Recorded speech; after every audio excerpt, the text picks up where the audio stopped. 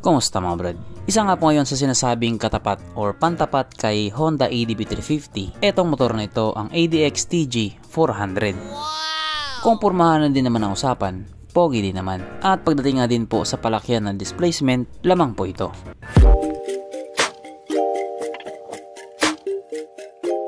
Pero syempre bago tayo magpatuloy, kung bago ka pa lamang napadpad dito sa aking walang kwentang channel, huwag ka na mag-subscribe.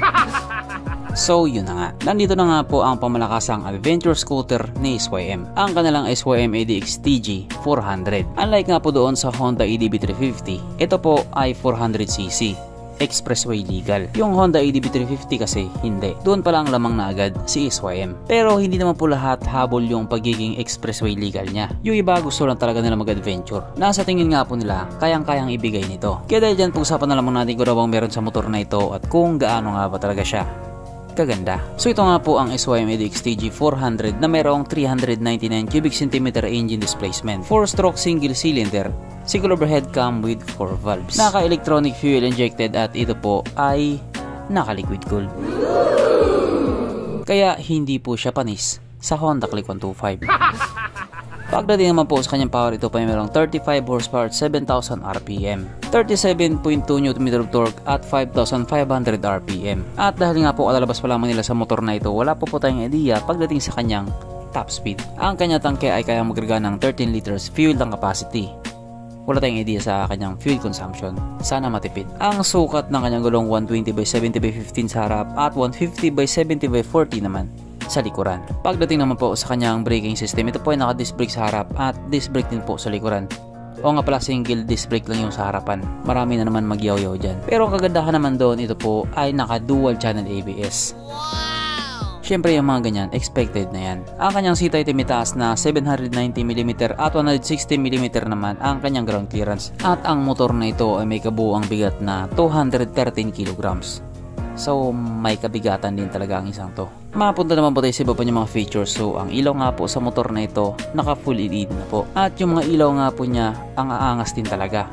Tapos yung DRL niya parang pangil. Ang kanyang gauge panel ito nga po ay naka LCD display, na maganda din naman yung pagkakagawa nila.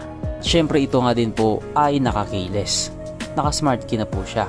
Meron nga din po itong TCS or Traction Control System. At halos na mga katunggalin niya, meron din ganun. At nandito na nga po tayo sa exciting na part, ang kanyang mga suspension. So sa pambahagi nga po ito ay ginamitan ng upside down fork. At sa likuran naman ito po ay gumagamit ng monoshock, na ayon nga po sa mga taong nakagamit sa motor na ito, magandang bounce.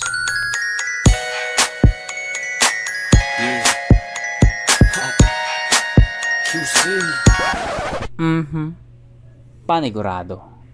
Wala na namang nalungkot.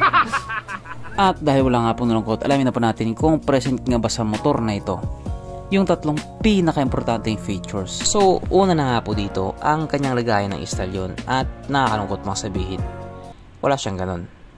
Wala siyang lagayan ng istalyon. Pangalawa, wala din po siyang sabitan ng pulutan. At oras na nga po para sa ating Red Horse check, ang pinaka-importanteng feature sa isang motor. At ayon nga po sa aking masusing pag-aanalisa, ang motor na ito ay kayang magkarga ng isang kahong Red Horse at kasya pa isang kahon sa kanyang underseat compartment.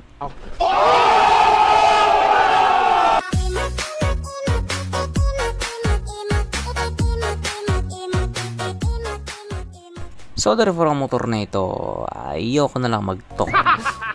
At ito na nga po ang pinakahinihintay ng lahat, ang kanyang presyo. Panigurado marami na naman pangarap ang masira dito, sapagkat ito nga po ay nagkakalaga ng 429,900 pesos.